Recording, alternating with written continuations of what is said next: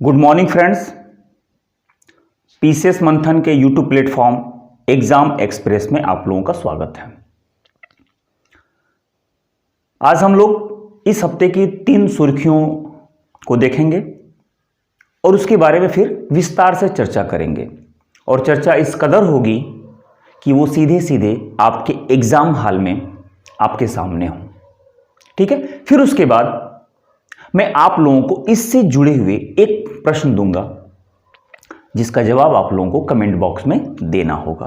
ठीक है, और ये जो कुछ भी वीडियो होगा वो लंबा नहीं खींचा जाएगा ताकि आपका समय बचाया जा सके और बहुत ही कम समय में बहुत विस्तार से वर्णन करने की पूरी कोशिश की जाएगी। ठीक है, आइए आप लोग मेरे साथ।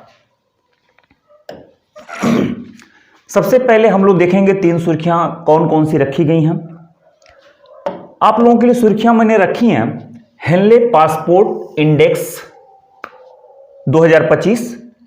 इसके बारे में देखा जाएगा कि ये इंडेक्स जो जारी हुआ है कितने देशों को शामिल किया गया है, कौन सा देश शीर्ष पर है, भारत का स्थान क्या है और भारत के पड़ोसी देशों का स्थान क्या है, उसके बारे में विस्तार से देखा जाएगा। दूसरी सुर्खी है अस्मिता खेलो इंडिया महिला योगासन लीग। ये क्या है और इसका आयोजन कहां हुआ है, कौन किया है, बाकी इसके बारे में और कुछ भी देखा जाएगा। फिर उसके बाद से तीसरी सुर्खी हमने आप लोगों के लिए रखी है पूर्व प्रधानमंत्री स्वर्गीय मनमोहन सिंह के सम्मान में पब्लिक एडमिनिस्ट्रेशन इंस्टीट्यूट का नामकरण किस राज्य ने किया है। किस राज्य ने अपने पब्लिक एडमिनिस्ट्रेशन इंस्टीट्यूट का नामकरण किसके सम्मान में किया है? तो स्वर्गीय मनमोहन सिंह के सम्मान में। ठीक है, तो सबसे पहले मैंने सुर्खी ली है हेनले पासपोर्ट इंडेक्स के बारे में। देखिए, हेनले पासपोर्ट इंडेक्स उन देशों के नागरिकों के लिए उनके साधारण पासपोर्ट द्वारा दी गई यात्रा स्वतंत्रता के अनुसार देशों की वैश्विक रैंकिंग है। इसे 2005 में मोस्ट इंपॉर्टेंट यहां से हमारी बात शुरू होती है। इसे 2005 में हेनले एंड पार्टनर्स वीजा प्रतिबंध सूचकांक, नाम याद कर लीजिएगा, हेनले एंड पार्टनर्स वीजा प्रतिबंध सूचकांक के रूप में लॉन्च किया गया था। कब? 2005 में। इसका मुख्यालय कहां है? इसका मुख्यालय लंदन में है। तो आप लोगों को याद क्या करना है? 2005, ठीक, और इसका मुख्यालय कहां है? लंदन में। 2005 से लगातार जारी हो रहा है और मुख्यालय इसका है लंदन। ठीक है, हेनले पासपोर्ट इंडेक्स 2025। अब ये जो करंट में जो जारी हुआ है इंडेक्स, इसके बारे में देखा जाए तो दुनिया के शक्तिशाली पासपोर्ट देशों की जो सूची जारी किया है उसमें शीर्ष स्थान किसका है? सिंगापुर। अब सिंगापुर का जो पासपोर्ट है वह बिना वीजा के 195 देशों की यात्रा कर सकता है। वो पासपोर्ट यानी कि उसमें वो पावर है। अगर आपके पास सिंगापुर का पासपोर्ट है तो बिना वीजा के 195 देशों की यात्रा आप कर सकते हैं। इस मामले में वो सबसे शक्तिशाली है। तो पहले स्थान पर है सिंगापुर। जापान 193 देशों की फ्री यात्रा के साथ यह दूसरे स्थान, इसका पासपोर्ट जो है दूसरे स्थान पे है। तीसरा स्थान France, Germany, Italy, Spain, Finland, south Korea, ये संयुक्त रूप से तीसरे स्थान पे है। अगर अब भारत की बात किया जाए, बात किसकी की जाए?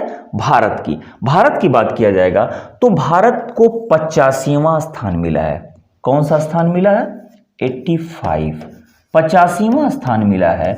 हालांकि पिछले वर्ष की तुलना में 5 स्थान की गिरावट दर्ज की गई है। पिछले साल यानी कि 2024 में 80वां स्थान भारत को मिला था। भारत को कौन सा स्थान मिला था? 80वां। 5 स्थान की गिरावट देखने को मिली है। अगर भारत के पड़ोसी देशों की बात कर लिया जाए तो चीन 60वें स्थान पर है, भूटान को 90वां स्थान मिला है, श्रीलंका 96वां स्थान पर है, बांग्लादेश 100वें स्थान पर है, नेपाल 101वें स्थान पर है, पाकिस्तान 130वां स्थान इसको मिला है, 103वां स्थान इसको कह सकते हैं। अफगानिस्तान सबसे कमजोर पासपोर्ट यानी कि सबसे आखिरी स्थान पर मिला है 199। ठीक है, अगली सुर्खी के बाद बात किया जाए, अस्मिता खेलो इंडिया महिला योगासन लीग। अस्मिता खेलो इंडिया महिला योगासन लीग, अभी मैंने बात किया है, 2024-25 में 7,000 से अधिक प्रतिभागियों ने हिस्सा लिया। 7,000 से अधिक प्रतिभागियों ने हिस्सा लिया। पश्चिम बंगाल और मध्य प्रदेश, इसको नोट कर लीजिएगा, पश्चिम बंगाल और मध्य प्रदेश की एथलीटों ने शानदार प्रदर्शन किया। उत्तराखंड में होने वाली आगामी राष्ट्रीय खेलों से पहले बड़ी उम्मीदों के साथ राष्ट्रीय प्रतियोगिता संपन्न हुई। यह एक राष्ट्रीय प्रतियोगिता है, भारत सरकार के द्वारा इसका आयोजन किया जाता है। ठीक है, राष्ट्रीय अस्मिता खेलो इंडिया महिला योगासन लीग का आनंद धाम आश्रम, कहां पर? आनंद धाम आश्रम बक्करवाला, जो कि नांगलोई नजफगढ़ रोड पर है, इसका समापन हुआ। कहां पर? आनंद धाम आश्रम बक्करवाला, नांगलोई नजफगढ़ रोड पर शानदार तरीके से इसका समापन हो गया। 5 से 7 जनवरी तक इसका आयोजन हुआ था। इसमें 270 से अधिक एथलीटों ने भाग लिया। बेहतर प्रदर्शन करने वाले राज्यों में पश्चिम बंगाल और मध्य प्रदेश शामिल है। तो दो नाम आपको याद रखना है, एक पश्चिम बंगाल और दूसरा मध्य प्रदेश। इनका प्रदर्शन यहां पर सबसे शानदार रहा। ठीक है, भारत सरकार के युवा कार्यक्रम एवं खेल मंत्रालय की सचिव श्रीमती सुजाता चतुर्वेदी ने एथलीटों को बधाई दी। इन्होंने भारत में योगासन के बढ़ते महत्व पर जोर देते हुए कहा कि 2026 एशियाई खेलों में इसे शामिल भी किया जा रहा है। उन्होंने बताया कि योगासन को 2026 एशियाई खेलों, जो कि कहाँ होने वाला है? जापान में। 2026 एशियाई खेलों जो कि जापान में होने वाला है, एक प्रदर्शनकारी खेल के रूप में इसे शामिल किया जाएगा। किसे? योगासन को। इसके अलावा उत्तराखंड में होने वाली आगामी 38वें राष्ट्रीय खेलों में भी इसे शामिल किया जाएगा।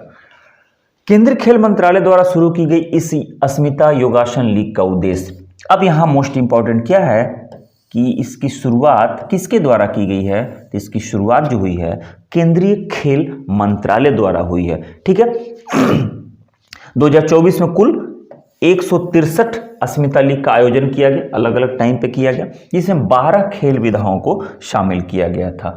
ठीक है, अब इसमें कुछ विजेताओं के नाम शामिल हैं। पारंपरिक योगासन कैटेगरी में अनुष्का चटर्जी, जो कि पश्चिम बंगाल से हैं, सपना पाल, जो कि मध्य प्रदेश से है। कलात्मक योगासन एकल की बात किया जाएगा तो सीमा नियोपौने, जो कि दिल्ली से हैं, और सर्वेश्री मंडल, जो कि पश्चिम बंगाल से हैं। कलात्मक योगासन जोड़ी की बात किया जाएगा तो निशा गोडबोले और अविका मिश्रा, ये मध्य प्रदेश से हैं, और कल्याणी चुटे और छकुली शेरोकर, ये महाराष्ट्र से हैं। ठीक है, लयबद्ध योगासन जोड़ी में जो पुरस्कार जीती हैं वो काव्या सैनी और यात्री यशवी, ये दोनों लोग उत्तराखंड से हैं, और खुशी ठाकुर और गीता अंजलि, ये लोग दिल्ली से हैं। कलात्मक योगासन समूह की बात किया जाएगा तो इसमें मध्य प्रदेश और राजस्थान की टीमें पुरस्कार जीतने में सफल रही। ठीक है,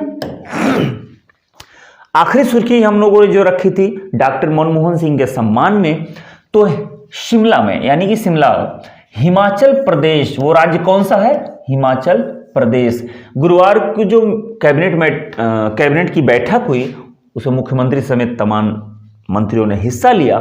उसमें यह डिसीजन लिया गया कि हिमाचल प्रदेश का जो पब्लिक एडमिनिस्ट्रेशन इंस्टीट्यूट है उसका नाम बदलकर कर दिया जाएगा doctor Manmohan Singh Himachal Pradesh institute of public administration. ठीक है, हिमाचल प्रदेश ने यह फैसला लिया डॉक्टर मनमोहन सिंह के सम्मान में कि उसके यहाँ जो पब्लिक एडमिनिस्ट्रेशन इंस्टीट्यूट है उसका नाम बदल के कर दिया गया doctor Manmohan Singh Himachal Pradesh public administration institute. ठीक है, तो ये आज की हमारी सुर्खी रही और उसके बारे में डिटेल से चर्चा रही। ठीक है। अब इस लाइनों में से खंगाला जाएगा कि प्रश्न कैसे बनते हैं, एक एक लाइन से प्रश्न बन सकते हैं। तो मैंने आप लोगों के लिए आज का प्रश्न लाया है जिसका जवाब आपको कमेंट बॉक्स में देना होगा। और वो प्रश्न कौन सा है? आज का प्रश्न आपके सामने है, निम्न में से कौन सा कथन असत्य है? ध्यान दीजिएगा, कौन सा कथन असत्य है? असत्य पूछा गया है। पहला, हेनले पासपोर्ट इंडेक्स 2025 के अनुसार भारत को 5 स्थान का नुकसान हुआ है। ठीक। दूसरा है, हेनले पासपोर्ट इंडेक्स 2000 से लगातार जारी किया जा रहा है। तीसरा है, इसका मुख्यालय लंदन में है। ठीक है। और ऑप्शन आपके सामने है। पहला ए ऑप्शन क्या है? केवल ए। सेकंड ऑप्शन है 1 और 3। सी ऑप्शन है 2 और 3 और डी ऑप्शन है 1 और 2। कमेंट बॉक्स में लिख के बताइए कि इसका कौन सा आंसर सही होगा। ठीक है। मिलते हैं फिर कल इसी तरह से कुछ अन्य सुर्खियों के साथ, और तब तक आप लोग प्यार बनाए रखिए। आप लोगों ने बहुत सारा कमेंट किया था एडमिशन के पर्पस से या कुछ और भी सुझाव देने के पर्पस से, तो मैं आप लोगों को बता दूं कि आप लोग जो कुछ भी एडमिशन से संबंधित चर्चा है, आप पीसीएस मंथन सर्च कीजिएगा टेलीग्राम पे, पीसीएस मंथन। आप वहाँ पे जाकर के अपनी सारी बातें रख सकते हैं, या PM क्यूरी करके आप टेलीग्राम चैनल पे जाइएगा, अपनी बात रखिएगा और सब कुछ वहाँ आपको मिलेगा, और हमारा आपका साथ और प्यार बना रहेगा। मिलते हैं फिर कल इसी वक्त इसी टाइम एक नई सुर्खी के साथ।